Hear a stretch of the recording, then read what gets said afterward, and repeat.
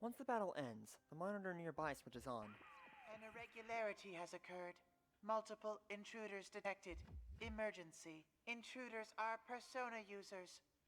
Due to difficulties in elimination, they will be acknowledged as valid targets. He obviously refers to myself and the others. Does he mean that he's going to adjust his tactics for dealing with us to our various strengths? The way he said that seems like a bad omen. Valid targets. I understand that we're considered to be intruders, but what did he mean by that? It seems we're part of a tournament now, but what was the enemy's original plan? The monitor screen fuzzes again. Once more, it shows the costumed person as he originally appeared. Jeez, you need to let me know if you want to get in on the fun! But this is a unique situation, and you're one hot mama, so I'll make an exception! Just keep putting on a good show in your next bout, too! Who are you? Why don't you take off that strange costume and show your face? Hey now, I don't think a lady walking around in a cat suit like yours can talk to me about my bear suit! Enough with the questions! Move on! Again, yet another person hung up on my outfit. It's unlike me to let the enemy's words get under my skin. The monitor switches off with those cheeky Is that words. costume thing the one who stole Labris? If so, then what's the purpose of this bizarre tournament? Fine. I'll get a read on your location. I quickly link my communicator and persona. Some personas are more suited to operational support than direct combat. In my case, though, that power is secondary. We normally have a persona user who specializes in that role, but with some specialized equipment, I can get by. I focus my consciousness and send it drifting throughout the surrounding area. The enemy must think he's keeping an eye on us, but he'll learn soon enough that he's not the only one with a bird's eye view of the situation. But before the layout of this place becomes clear, an unexpected change occurs around me. Oh, crud, everything's warping. Duh, not again. The moment I use my power, noise runs through the students that had been spectating. In an instant, they turn into something like silhouettes that barely have human shapes. It seems their true colors have been exposed. Are they not human? What? Were they shadows? If they were, I don't sense any hostility from them. Were they just set dressing that thing in the costume prepared? Apparently, this disturbance isn't so serious that the large crowd that cheering implied was made up entirely of people who entered the TV, which leaves it a mystery, but it may be best to consider it a blessing. In any case, it appears that apart from this girl here, none of those students were real. The girl who had collapsed on the floor is coming around. I release my persona and rush over to help her up. I wasn't fighting to my fullest, so she shouldn't be suffering from any real wounds. There are many mysteries surrounding this girl. She seems to be more than just an associate of the one in the bear costume. The moment the girl sees me, she jumps back back like a startled animal. Her speech is flustered, and her face a bright, blushing red. There are tears in her eyes. How come you knew about that? About what? That was private. I never even told anyone at the inn about that. I can't believe someone I've never even met before knew. The girl covers her reddened face in shame. I try and think back to what I said to her. Did I point out anything that would cause such a reaction? Well, one detail jumps out at me. When the girl's manner of speech shifted before a battle, it wasn't just her personality that abruptly changed. Though we had just met, she talked as if she knew more than she should about my That past. reminds me. That noise I sensed earlier is gone. Yet the girl before me now is no longer bears any of the senseless animosity from Seems before. to have been some kind of interference from the enemy. Come to think of it, that bear was egging us on. The interference must have been to ensure two total strangers would fight. General Teddy, was it? He looked comical enough, but he certainly put an elaborate scheme in motion. No! How could Teddy... She seems to have finally calmed down and continues muttering with a perplexed You know expression. the one in costume, I take it? Oh, I know him very well. He's usually not like this at all. I take the girl's hand and again help her to her feet. Mitsuru Kirijo. I've come here in search of a unique object. Why don't we start over? If you don't mind, I'd like to hear a little about yourself. Yes. Oh, my name's Yukiko Amagi. I'm sorry for losing my composure just now. So, Amagi, why did you come to this world? Where to start? So many strange things happened over the last year. At first glance, she looks like an ordinary student, so why is she here inside the TV? Amagi briefly summarized her recent past to me in an even tone of voice. According to her, this world was prominent in a serial murder case last year. She and her friends awakened their personas while investigating the case and eventually solved it. At the case's conclusion, this world formed by people's thoughts returned to its original state. None of this contradicts what I learned from Detective Kurosawa. A realm inside a TV, formed by people's thoughts. It sounds absurd, but that would explain the incongruity I sensed when I used my persona. We thought the case had been solved, but lately there's been another strange program on the air. My friends and I couldn't ignore that, so we came back here. Your friends? Are there others here besides yourself? Yes, I was with 3 other people, but we got separated when we entered. The one in costume and the girl who called herself Rosette are friends of ours too, but they're acting so strangely. So this is not the way they generally behave then?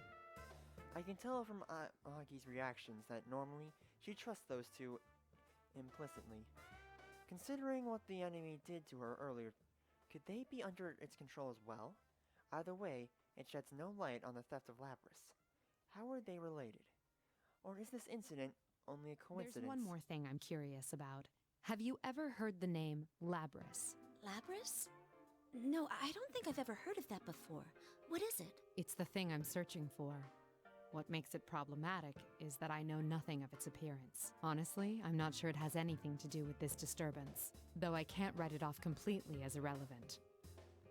Though it appears that there is no connection, whoever went so far as to hijack a plane to steal Lapras brought her all the way here. No matter how I look at it, that means something. Anyway, thank you for your cooperation. I understand the situation better now. We should stay together going forward. Whoa! Think again, ladies! General Teddy suddenly appears on the screen to interrupt our conversation. The winner of each bout can go on. That's rule number 1 in the Grand Prix. How exactly can that rule be enforced? As if to answer my unspoken question, Amagi makes an odd gesture. There's nothing here, but I can feel something. A wall, maybe? Wait, but Mitsuru-san could... Amagi looks at me expectantly. I take a tentative step and walk through the place where she claims there is a wall. Like I said, you're stuck there until the tournament's over. Only winners get to go. Come on, miss. You won. So it's time to barrel forward to the next stage. I must leave the girl alone in this strange world then. Though I'm uneasy about doing so. Amagi seems to read my thoughts and smiles. Thank you, but I'll be all right. I fought shadows for an entire year too. I can protect myself. I see. In that case, I'll press on and do my best to rescue your friends. If you see them, please tell them I'm all right and they shouldn't worry about me. You be careful too, Mitsuru-san. Amagi smiles resolutely. She's a very strong All right, girl. I'll pass that along. I nod, acknowledging her wishes, and turn my back to walk away. Not only do they tamper with our minds, they prevent us from leaving until the tournament is settled. It may not necessarily ruin friendships, but there's no way forward than to fight one another. What a loathsome trick. It seems the mastermind is intent on us fighting each other. I grit my teeth in anger. Magi's clear eyes remain in my heart. This operation, it's no longer just to retrieve Lapras. I make a silent vow as I go. Everyone who has been dragged into this must be rescued. Another dead end. As I step into the school, I realize that these invisible walls are everywhere, blocking off routes that seem open to the naked eye. Why is the thief who stole Lapras gathering Persona users in this world? Now having a clear idea of their motivations is aggravating my anxiety. Or not having, gosh dang it. I guess Akihiko may have been dragged into this Grand Prix as well. If so, we need to compare notes. If all goes well, we may figure out the location of the mastermind behind this that I failed to grasp earlier. After quickly confirming that there are no shadows nearby, I link my communicator with my persona. I focus my consciousness and send it drifting throughout the surrounding area. Hurts. So lonely. What was that? The presence is faint, and I can't tell where it is, yet I can definitely hear a voice. It seems I could sense it before, well, because of my secondary support capabilities, but when I focus harder, it doesn't seem that they're trying to communicate with me.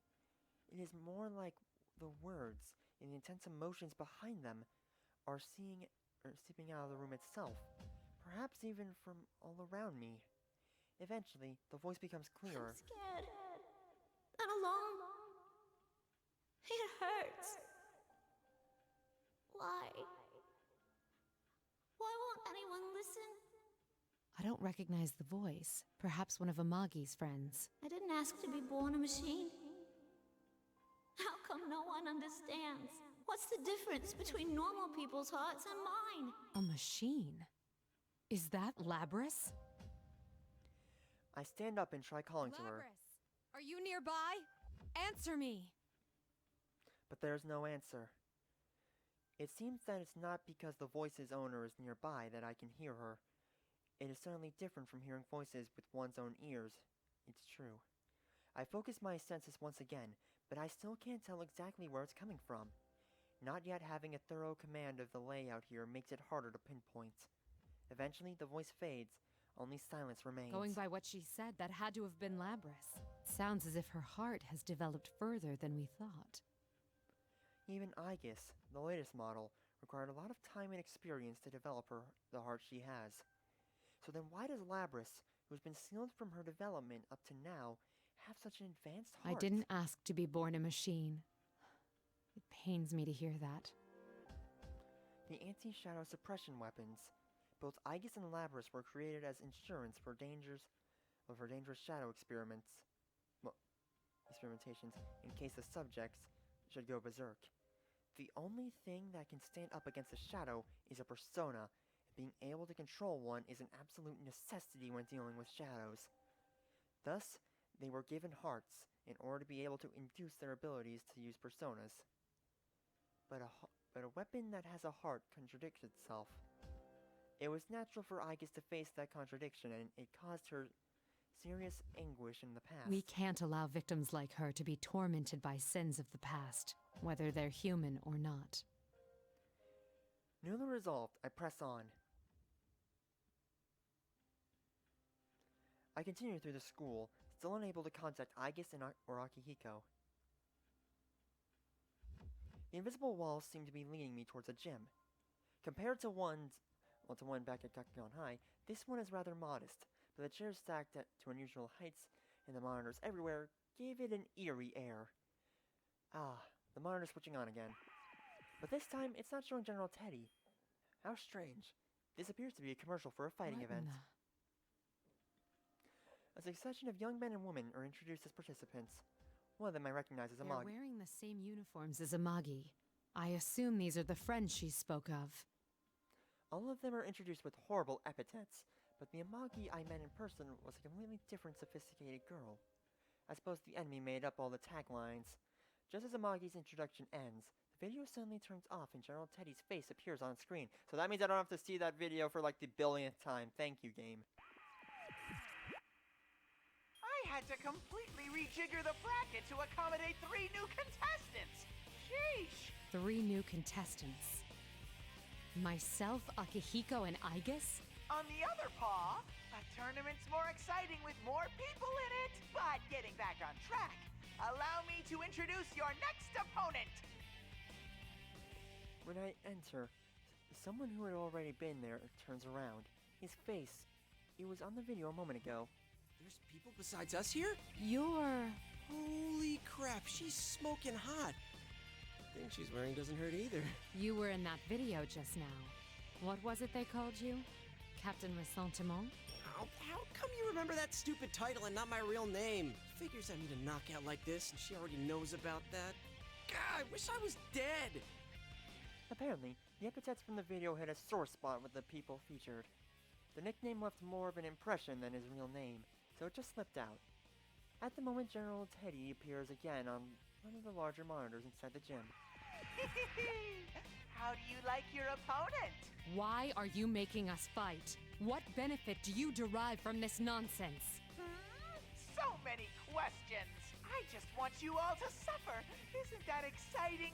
Isn't that fun? That's what this is about? No. If Labrys is involved, there's more to it, isn't there? Enough jibba-jabba. Hurry and start the fight. Look at your opponent. He's ready, see? And the general, there's another blinding light thing, and now he's gonna completely change. Yada yada. Yeah, Teddy's right. I mean, you're the one who barged in here. Man, who'd come to such a dangerous place without hesitating? You really are an ice queen. I bet you don't have many friends, huh? That's not true. She's got Akihiko, Junpei, Yukari, Fuka, Oh, right. It's happening again. The moment that noise kicks in, not only does my opponent's personality change, they begin speaking of things they shouldn't know about. It's exactly like what happened with the Magi. You talk as if you know me. Stop acting so calm and changing the subject. You seem like you don't know much about this world. So how do you plan to get out? Don't tell me you rushed in here with no escape plan. Oh man, seriously? You're nuts. People like you who obsess over responsibility and put all the burden on yourselves, you annoy the hell out of me. It doesn't matter how others perceive me. Yeah, that's what I'm talking about. Isn't that because you don't trust anyone? We clearly can't have a normal conversation with the enemy's interference. But even knowing that, I catch myself trying to argue the point. The heavy responsibility I suffer is mine alone. If I share it with someone, that means that suffering will also be shared. That is why I try to be self-sufficient. The more I care about someone, the less I'm willing to rely on them. But isn't that no better than not believing in them? I've been caught in that trap before. Maybe I still haven't truly escaped it. But how could he guess at my private distress, one that I barely confided to others before? I was supposedly an unexpected intruder. What's going on? What are you mumbling about? Well, let me ease your mind. I'll end everything for you. Let's do this, Jiraiya! Go, Yosuke-senpai! Beat up that shady lady! Let the fight begin! I can see there'll be no talking sense with him like this. There's nothing for it then. Artemisia!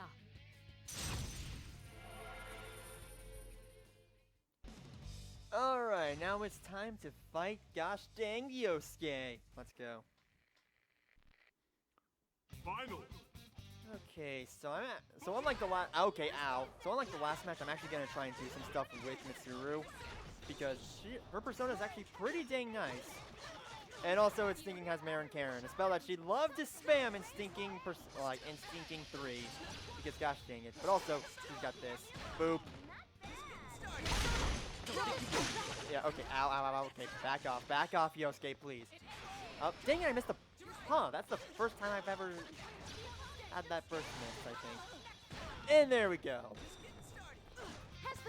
Okay, ow, okay, back, please. Yosuke, stop! Gosh, your Garugans are annoying. But hey, you're gonna go down anyway. Goodbye.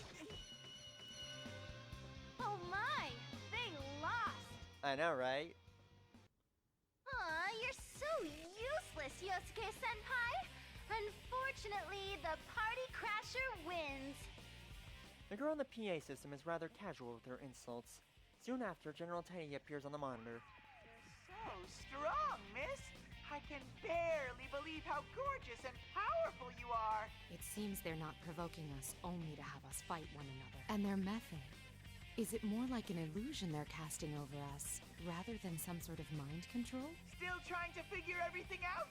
Switch your brain off and enjoy the Grand Prix already. Sorry, but I'm not some savage who enjoys the suffering of others. And don't call me Miss. My name is Mitsuru Kirijo. Kirijo? You've toyed with us, and I don't take that lightly.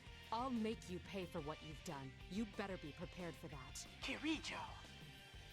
The moment he hears my voice, the face of the bear, on the bear costume distorts into a mask of hate. You're the one who should be prepared! I'll never let you stop me! The broadcast ends after he flings those words I at me. mentioned my name on purpose. He reacted as strongly to the name Kirijo as I thought he would. I still don't know anything for certain, but I'm increasingly sure that General Teddy is related to the circumstances surrounding At Labrys. first, I thought I'd stumbled into an irrelevant side incident, but evidently not. We were meant to come here. Just then, the young man behind me slowly gets to his feet. Ow. Ah, you're awake. It seems now that the battle is settled. The interference causing us both to seem odd has vanished. Hanamura cringes away, frightened. I can't help but shrug. My. Amagi reacted the same way. Were the things that the illusory me said that harsh? Oh, you bet. Wait, what? Illusory? And did you just say Amagi? You meant Yukiko? Yes, before I came here. I was forced to fight her, quite against my will. I explain the situation to him. I also add that she shared information with me on last year's case. That should help prove that I did encounter Yamagi. Just on the off chance, I ask Hanamura about Labrys, but he seems not to even know the name. Once we finish speaking, he stands up and places his hand in the air as if touching something there. Only the winner can move on, huh? I'm the only one who can feel this invisible wall thing, so I guess it's true. I'm glad you understand. I was worried you'd doubt me since I'm a complete stranger. Well, you didn't seem like someone who'd try and trick me. I mean, what's the point? I've lost now, so I can't go anywhere. Indeed. You're very pragmatic. The young man waves around my compliment. Nah, after what I went through last year, I just got used to coming smack up against insane stuff in this world. And Yukiko, my friend you met, she believed in you. So I don't mind trusting you too. I see. I can't help myself from smiling. Their bond seems to be real. I do somewhat envy the way they trust each other without a doubt. That could never have happened unless they had overcome the same trials together. I'd like your opinion on something. What do you think is the objective of this tournament?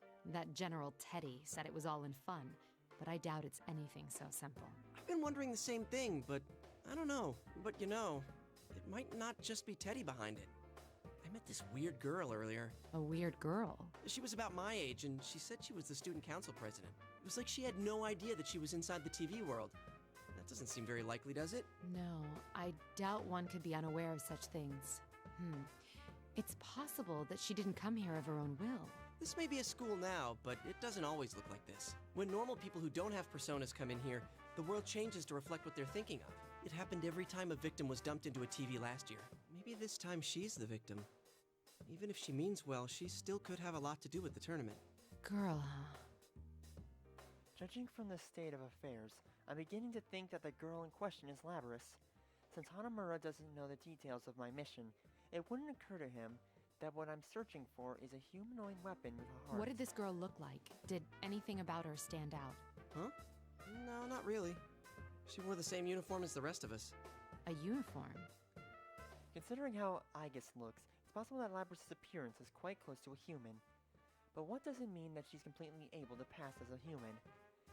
Even Aigis has to wear clothes that cover her entire body in order for her to walk around town. Yet Labrys even wears the same uniform as them. Chalk up another unsolved mystery, I suppose. But after talking with Hanamura, it does feel like I'm starting to understand the bigger picture here. I see. Thank you. I'm getting a clearer picture of what's going on. I'm sorry, but I can't stay and chat. I should be leaving now. Oh, wait a sec. Can I ask you a favor? Can you look after my other friends too? It sucks, but I can't get to them from here. That Teddy's really not a bad guy either. Sure, he eats my ice cream without asking and stuff, but he's not the type of guy who'd get off on watching people hurt each other. There's gotta be some other explanation. Don't worry. I was already thinking along similar lines. What we saw was an illusion. It may be that they're faced with the same situation. I'll save everyone who's been dragged into this, including your friends, and this student council president. Thanks. Just hurry before someone else dies in here. Hanamura's expression, which had previously been bright, albeit desperate, darkens noticeably. From all I've heard, last year's Shadow incident revolved around serial murders. It may be that he lost someone as well. To fight desperately, but lacking the power to make a difference and being forcibly parted from loved ones. I understand that pain all too well. I must sound pretty lame losing the fight and then making a lot of demands. Not so. Your concern for your friends in a situation like this. C'est magnifique. What? I sensed it when speaking to Amagi, too. but you all seem to have very strong wills. I promise to do what I can to help. The emotions he seems to view as a weakness are actually a strength. I'm sure that with a little more experience, you'll come to realize that. You'll see how difficult it is to hold on to that will, and how valuable it is to have friends who you can share it with. Since I am the one who will be moving on, I'm responsible for the duties he entrusted to me.